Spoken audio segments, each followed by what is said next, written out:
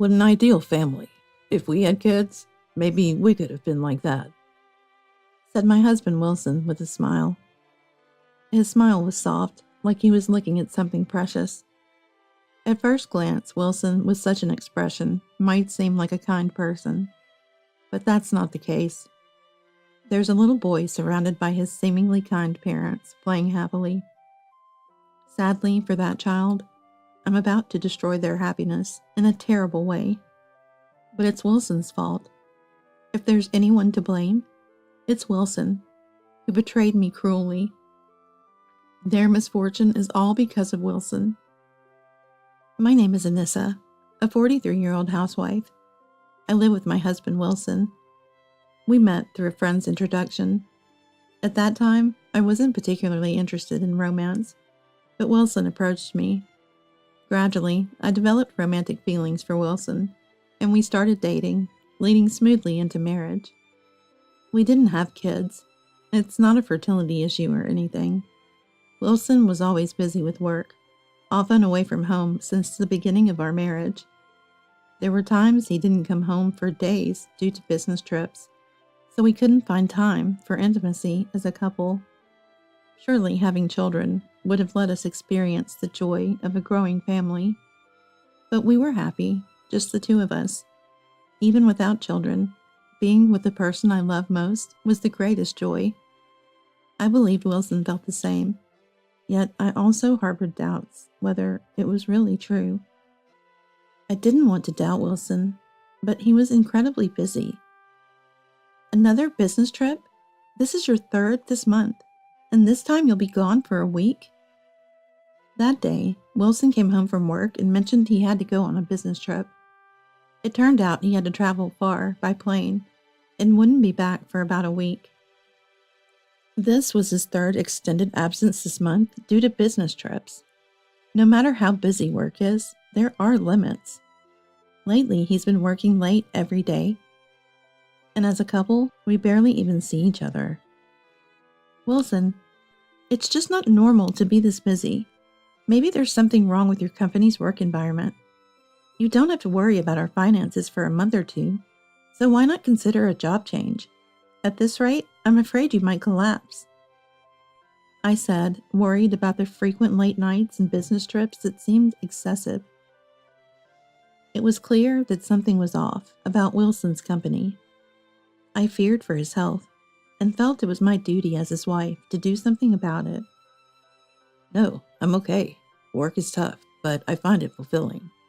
I'm sorry for leaving you alone so often, but my job is important for our life together, Anissa. Wilson replied with a troubled smile. Work is essential for living, I know, but does he really need to work this hard? I started to doubt his words and the nature of his company. Was I wrong? Was his attitude typical? Did he really need to continue this job to support our household? No matter how much I tried to persuade him, he had no intention of changing jobs, so our situation remained the same, and the days went by. Our intimate moments were rare, maybe once a week if we were lucky. This has been our pace since we got married. Perhaps that's why we never had children. One day, Wilson managed to take a day off, so we went on a little trip to a shopping mall in the next town. Seeing families with children holding hands and playing made me sigh with longing. Wilson frowned at my sighs. Let's not sigh on our day off. How about we grab some lunch? He suggested. It was indeed lunchtime, so we decided on a nearby restaurant. It was crowded, filled with families. Children were excitedly choosing from the kids' menu, and one little one smiled happily while being fed a hamburger by their mother. Every scene of a happy family made me wonder why we didn't have children. Wilson seemed to have similar thoughts, watching the families and murmuring, Kids are so adorable. I wonder what our child would have been like. His words pierced my heart. Maybe I was being too pessimistic, but it felt like a jab at me for not being able to have children. I wanted kids too. I wanted to build a happy family with Wilson, but his overwhelming work schedule was to blame. If he had switched jobs earlier, made time for us, maybe we could have been like those happy families. Realizing my selfish thoughts, I sighed again. It wasn't Wilson's fault. He was just trying his best to make a happy life for us. And yet, what was I thinking? Perhaps due to my distaste for my own thoughts, the food served didn't taste good to me. I think Wilson noticed and seemed displeased. Despite being out with him after a long time, I couldn't find joy in it. From that time, our relationship started to deteriorate. Unconsciously distancing myself from Wilson due to my feelings about not having children, I felt he was avoiding me too. I knew something wasn't right, but I didn't know what to do, or why things had become this way. Unable to find answers on my own, I decided to confide in my friend Rylan, whom I've known since our student days. Rylan listened sincerely and empathized. "You're doing your best, Anissa," she said. But her words didn't lift my spirits. Seeing my state, Rylan looked somewhat bewildered and hesitantly said, "I was unsure whether to tell you this, but..." She then shared something that made me dizzy with disbelief. How could such a thing happen? If what she said was true, then Wilson? After talking to Rylan, I started keeping my distance from Wilson, haunted by Rylan's words. A few days later, I asked Wilson to go for a walk in a residential area. Suddenly, I blurted out, "I want to go for a walk." Wilson looked suspicious, but still he followed me, which was a relief. We passed by a certain house. From where we were, we could see its garden.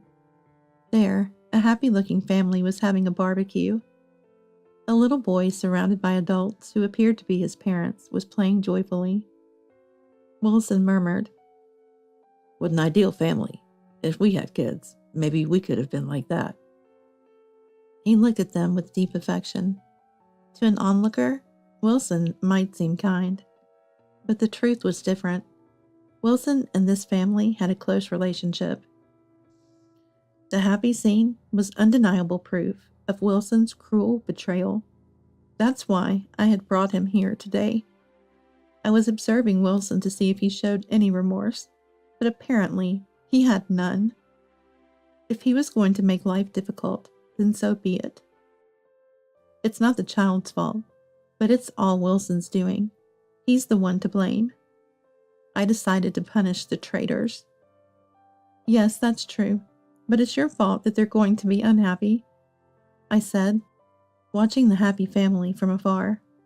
Wilson tilted his head in confusion. "What?" he asked. He seemed to pretend ignorance. "What do you mean? I have nothing to do with them, right?" I might seem crazy for bringing this up out of the blue, but I wouldn't inflict pain on unrelated people. They are suffering because they are related to this. Wilson's voice seemed slightly tremulous. He might have been taken aback by my sudden accusatory words. After all, he couldn't have known that I was aware of his actions. I felt underestimated. "Well, what do you think? Let's just go home for today. We don't need to be here anymore," I said, pulling Wilson's hand to start our way back. Wilson looked at me anxiously and said, "What exactly is going on? And why won't you talk to me?" But I didn't answer any of his questions. Before, I would have consulted Wilson about any troubles, relying on him as a dependable husband. But now, I understand it was all just a facade for our marriage. Upon returning home, we barely spoke.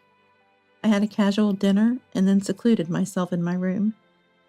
Wilson seemed worried, but I ignored it. That night, I secretly left the house, while Wilson was sound asleep, likely unaware of my departure. I slipped an envelope into a mailbox at a certain house. This envelope was my final resort, a secret weapon. The owner would surely be surprised by its contents the next morning. It was all the fault of the betrayer. I was only imposing punishment for being betrayed. If the betrayal hadn't occurred, none of this would have happened, no happiness would have been destroyed. With each step, the realization of reaching a point of no return tightened around my heart. It's impossible to pretend like none of this ever happened. There's no going back now. The next morning, a Sunday, Wilson and I were having breakfast. He planned to leave for work, as usual. Then, the doorbell rang early in the morning. Ding dong! Who could it be at this hour? Wilson wondered, rising to check the door monitor. His shock was evident. Why? He said. There on the screen were Oswald and Patty, the couple from the house we visited yesterday. Oswald, red-faced, spoke through the intercom. Sorry for the early disturbance. There's something I need to talk about. May I come in? Oswald then pleaded. Meanwhile, a pale Patty was trying to stop him, pleading. Stop it, please. Let's go home. We shouldn't trouble these people. And she was making a commotion. It seemed Oswald had come of his own accord, and Patty was desperately trying to hold him back. Why are they here? What's going on? Wilson was clearly perturbed by their unexpected visit. Understanding the gravity of the situation, I nodded and opened the front door. You saw the envelope, didn't you? Please come in. Let's talk face to face. As I mentioned that envelope, Oswald's eyes widened, realizing that the house I had visited late last night was his. Once I let them in, Wilson's face turned ashen with panic. Ignoring his state, I seated the couple and served coffee. Why? Wilson was still struggling to comprehend, while Patty was eager to leave, and Oswald, with resolute eyes, glared at both of them. The cast was now complete for an explanation. Did you come because you saw this photo? I asked, taking out the contents of the envelope from the cupboard and spreading them on the table. The contents of the envelope were the same as those I had put in the couple's mailbox the previous night. They were several photos.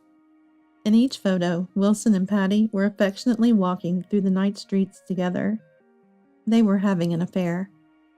I came to know this after my talk with Rylan. I saw Wilson walking arm in arm with a woman in the night city, she said. Initially, I couldn't believe Rylan's words. One night, while Wilson was in the shower, I checked his mobile phone left in the living room. The password was simple enough for even me to guess. Inside, I found exchanges between him and Patty. Apparently, they had known each other since their student days and were close before he dated me. They had grown apart when they started working, but reconnected at a reunion and began their affair. So, while in a relationship and married to me, Wilson was involved with another woman. This was unforgivable. I hired a detective agency to investigate them. Patty had had a child. In calculating back, it was clear the child was conceived around the time they took a week-long trip together. I had thought Wilson's absences were due to his busy work schedule, but it was all a lie. He was just spending time with Patty, returning home late or going on frequent business trips. Patty, likely to avoid suspicion from Oswald, used the same busy at work excuse to spend time with Wilson. So the child Wilson had lovingly gazed at was his and Patty's. They had plotted to conceal their affair by having Patty bear Wilson's child and raise it as Oswald's. As I explained everything, Oswald, red-faced with anger, grabbed Patty by the collar. That's not true. This woman is lying. That child is Oswald's. I'm certain. Patty yelled desperately. But with the photos as evidence, at least their affair was undeniable. Oswald's rage didn't subside easily. I'm divorcing you, and I'll demand compensation, so be prepared, he shouted. Patty, crying and pleading with him. Wait. And, it's not true, seemed futile to me. Watching their argument, I glanced at Wilson, who was sweating with anxiety about what lay ahead. Of course, Patty wasn't the only one who had committed adultery. Wilson also needed to be punished. Oswald, seemingly content with his plans for divorce and compensation, sat back down, his anger still apparent, as to give me the floor. Of course, Wilson will receive his due punishment too. What you did is outright betrayal, deceiving me for years, I said with a smile. When I first learned of Wilson's betrayal, I couldn't accept it as reality and prayed it was just a dream. But now, all I could think of was making Wilson suffer. At my words, Wilson's face turned pale and he fell to his knees. Please forgive me. I won't deny I was involved with Patty, but my true love is you. Even when a child came into the picture, I never thought of divorcing you. I wanted to stay married. Being with you was all that mattered, even without children. Suddenly, Wilson started making self-serving statements. Patty's face turned red with fury. What is that supposed to mean? She lunged at Wilson in anger. Ignoring Patty, Wilson continued. It was just a fling with Patty. I just succumbed to temptation. My only true love is you. I don't care about Patty or the child. All I want is to be with you. Normally, being told you're the only one I need by a loved one should be a joy. But I couldn't believe Wilson's words now. He had lovingly looked at that boy, showing undeniable affection. You say the child doesn't matter, but that's a lie. You've always brought up wanting children. You've always wanted them, haven't you? If Wilson didn't want children, he wouldn't have looked at them that way, nor would he have spoken of an ideal family. To Wilson, having a child must symbolize happiness. But between us, there was no child. Because for a long time, Wilson cherished his moments with Patty more than with me. Truly, the child and her don't matter to me at all. All I need is you. Please, believe me. Wilson desperately denied everything I said. He clearly didn't want a divorce, likely fearing social condemnation and, most importantly, the scolding from his parents, who detest dishonesty and wrongdoing.